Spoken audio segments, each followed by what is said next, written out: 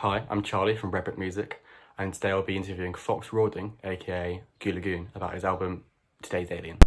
Hi, mate. Thanks for joining us. Thanks for joining us at Redbrick. How are you doing? I'm very well, thank you. How are you, Charlie? Yeah, I'm great, thank you. Oh, wonderful. So, I was really interested to hear about your recording process for Today's Alien. Could you tell me about that? Yes, I can. So, I just recorded the whole thing in my bedroom, proper standard little setup with some shitty secondhand drums I got maybe 5 years ago or so. Do you know what I mean? Just recording it all on my laptop, and it took like 2 years, 3 years, because I'm obviously self-taught in pretty much like every department of doing it. So like, there's a lot of trial and error of trying to get it to, do you know what I mean, sound like an album. So like, and then Absolutely. there's also when you're just doing it on your own, it's so easy to fall into the trap of like doing something and then coming back to it the day later and listening to it and being like, fuck, that's terrible. Oh, that's the worst thing I've ever heard. And then, yeah, because you've got no one else to sort of reassure you that everything that you do isn't terrible.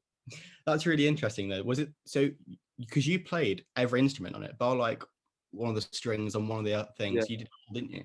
Yeah, so I played, yeah, all the main instruments: drums, bass, guitar, vocals, keys here and there, and then the only guest performances, I suppose, on that album were my friend Ruben and Kitty. They did some backing vocals here and there. I think they were on Lone Ranger, and then we had Doug Doug Richards from the amazing Isle of Wight band Plastic Mermaids. He played violin on Have You Seen Her, which was just amazing. It was so cool getting him to do it because he's a great guy, good pal. That's amazing. And on that note, there's that lovely part at the start of "Is That It?" The last song on the album where you Yeah. still saying, "Oh, that there's one more I might go in." I love that bit. That last song's quite like totally different to the rest of the album. And I was wondering, how did you decide what went in and what didn't? Because I think you probably had quite a few demos, didn't you? Yeah, lots and lots of demos. I think it's sort of over the years, because obviously it's taken me so long. It took me so long to make it that I think at some point along the way I had like this idea of what was going to be in it, and I had all the tracks sort of, do you know what I mean, lined up like that, and I was working through them, and they're always in pretty much the same order that they're in now. And then when it came to that last like few month push of getting it out, I think it was a few had fallen off and a few had come back in, and then I had to sort of just go through and decide what I wanted to keep in. And that one, the Is That It? Another Fatty. I just made that as a goof one day, and the original version was like super super distorted. It was like as loud as you could possibly make it. It was just so funny, and I just thought it'd be such a good little thing to put on the end. Like in my head, that sounds do you know what I mean, the credits at the end of a movie. Do you know what I mean? And it's like, I don't know. I just thought it was a good little finisher. It's really nice. It's a really nice way to end it. Thank you. So you released this album in, was it March or It was April? yeah. So that's the very early days of the pandemic. Were you sort of tempted to hold off and see and maybe wait to see if things came back to normal, or Yeah, you thought, well, yeah, I was. It was sort of, it was a difficult decision because obviously when you, I like it had been so long, years making that thing, and then just as well, I was finally about to get it out, finally about to finish it. Fucking the world ends. Do you know what I mean? It's stupid. But I think at that point, it had just been like on my shoulders for too long that I just, do you know what I mean, I didn't even really care. Just get it out, let it do its thing, and that is what happened. And the response was really good. Like people really enjoyed having something to like listen to in lockdown, and like especially on the Isle of Wight, like a lot because there's a little close knit musical community. So a lot of my pals are all musicians as well. Obviously, it became like a bit of a running joke of, oh, when's Goo Lagoon going to have their album out? Because I've been telling people it's going to be coming out for the last 2 years or whatever. So yeah, I think it wasn't so bad getting it out in pandemic. It's a bit of a shame that I didn't get to gig it, mm, but other than that, do you know what I mean? I think it sat nicely in that little time period. Like my friend David kept saying that it's really funny because a lot of that album is about sitting at home doing nothing, like not really knowing what to do with your life, and then all of a sudden I put that album out, and then the entire world is sort of forced into that Do you know what I mean? Into that perspective of not being able to go outside and getting frustrated because they're just going upstairs and downstairs and opening the fridge 40 times a day and stuff like that. Absolutely. I mean, because I was thinking the music is very suited to a pandemic. It's very it is that it's very soothing, and it puts you in that frame of mind. It's really helped me, definitely. Thanks, man. Has it hurt or hindered you making music creatively? Well, Hurt it? it's interesting because in the first pandemic, in the first lockdown, Mm. it was amazing. Like I was just had so much free time. I could go out on my bike and just ride around and have fun, and then I'd come home and I'd write loads of music and stuff like that. So that definitely helped. But as time's gone on over the year, and especially this last lockdown, it's difficult trying to stay creative when there's no context to it. Do you know what I mean?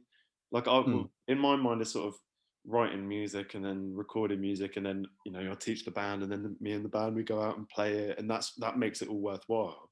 But when it's sort of just recording music and putting music out for sort of no reason, do you know what I mean? Just it's like at the moment, music is purely just something that you stream. It's not like anything that you can go and experience. So I think, yeah, it got much tougher to sort of stay as on top of the creative train. Do you know what I mean? Towards the end. So I'd say a little bit hindered, a little bit helped. Helped at first, hindered now. I'm waiting to come out the other end now. Hopefully, we're now nearly the own way you'll be able to get out there. Yeah, man, that'd be cool.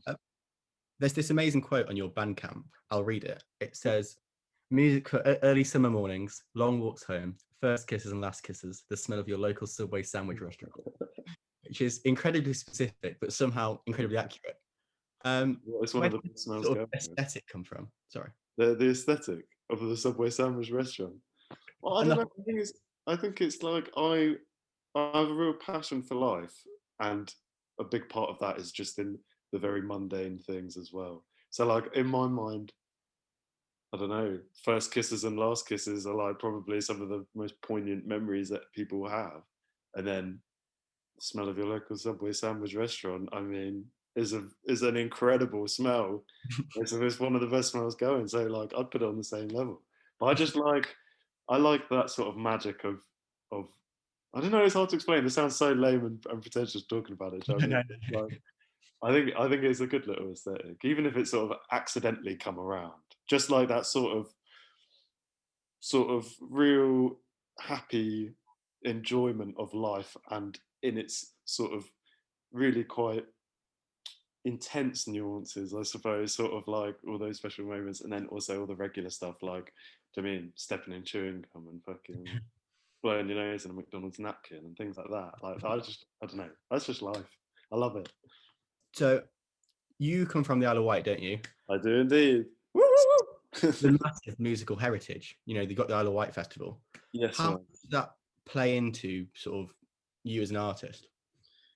Well, I think the Isle of Wight Festival, anyone that sort of lives here, you end up going there when you're like 8 or 9. Like your parents take you, and just have some like weird early memories of walking around holding your parents like hand, do you know what I mean? And seeing people like smoking weed or like being sick on the floor. And then you go and see like acts. Like I remember going to see like the Fratellis and the Wombats, like all these bands that like when I was like, do you know what I mean? When I was like 10, like I loved those bands. And seeing them live, it just absolutely changed my life. Like that's just all I wanted to do. And I think so many, so many kids here on the Isle of Wight have that really lucky exposure to the Isle of Wight Festival, or we've got Rhythm Tree, and we used to have Festival, and then there's like a really, really sort of rich musical culture here anyway. Like there's always gigs going on, and there's so little musical community.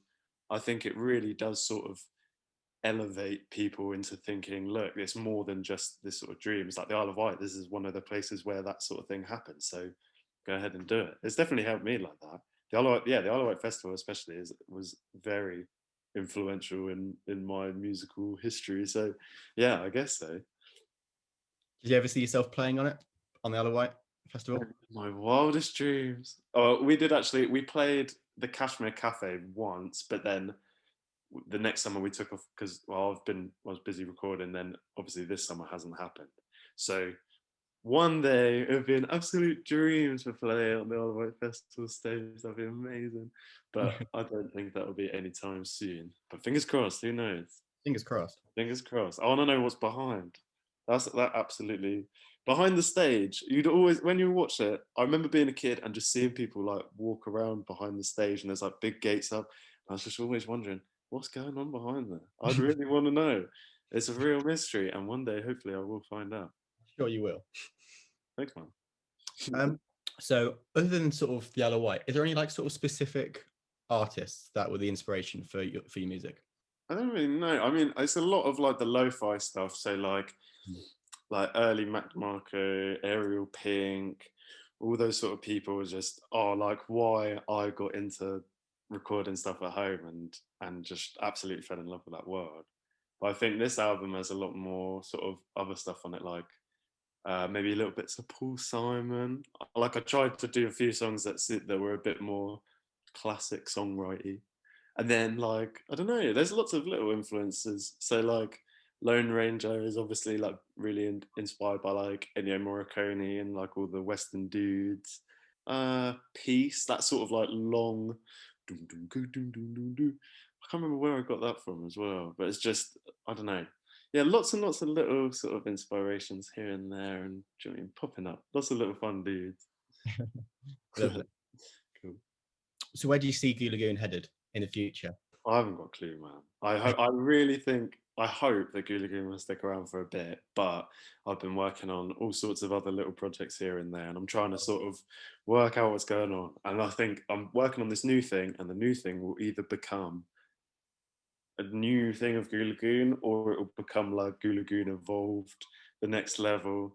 But I've just got all these ideas at the moment, and they're sort of coming to fruition, and it's really exciting. So I have no idea. Hopefully, I'm sure Goo Lagoon will stick around, because like the band is like, I like some of my best friends ever, and do you know what I mean? It's just too much fun. I love it too much. So I don't think it would ever properly go away. But there'll be new music in the same vein as Goo Lagoon, within the Goo Lagoon family. Do you know what I mean? Sort of like, yeah, on the tree, branches upon the tree. That's so exciting. Thank you, man. So I just have one more question, and I've been itching to ask this. Yes, Charlie. The name Goo Lagoon. Yes. That's a SpongeBob reference. It's absolutely a SpongeBob reference. Absolutely. It's the best program. Did you grow up watching SpongeBob? I did. Has it just like massively impacted the way that you find things funny? I love it. It's the best thing. It's so good. And I remember when I came up with the concept for Goo Lagoon, and this is what I'm going to do, I'm going to start making music like this. It sort of came into my head, and I thought it was so perfect. Because another weird thing, the Isle of Wight is like, obviously because we're surrounded by ocean and sort of all areas like that. If you go to any pub or any restaurant or anything, there's just like nautical memorabilia everywhere. Like, do you know what I mean? Lifeboats and ropes tied in certain knots and oars and things like that. And SpongeBob is so like steeped in like sailing aesthetics, do you know what I mean? Like pirates and stuff like that. And they just always had this sort of connection in my mind when I was a kid. And like, I never sort of realized that, you know, being surrounded by boats hanging off the ceiling and things like that isn't really normal. So when I came choosing the name, I thought Goo Lagoon had this really nice little tie-in to the Isle of Wight. And it's sort of like the place where all the fish go to like work out, and it's just like where all the freaky looking, do you know what I mean? That there's that big dolphin guy that's got like the massive nose. I can't remember what his name is.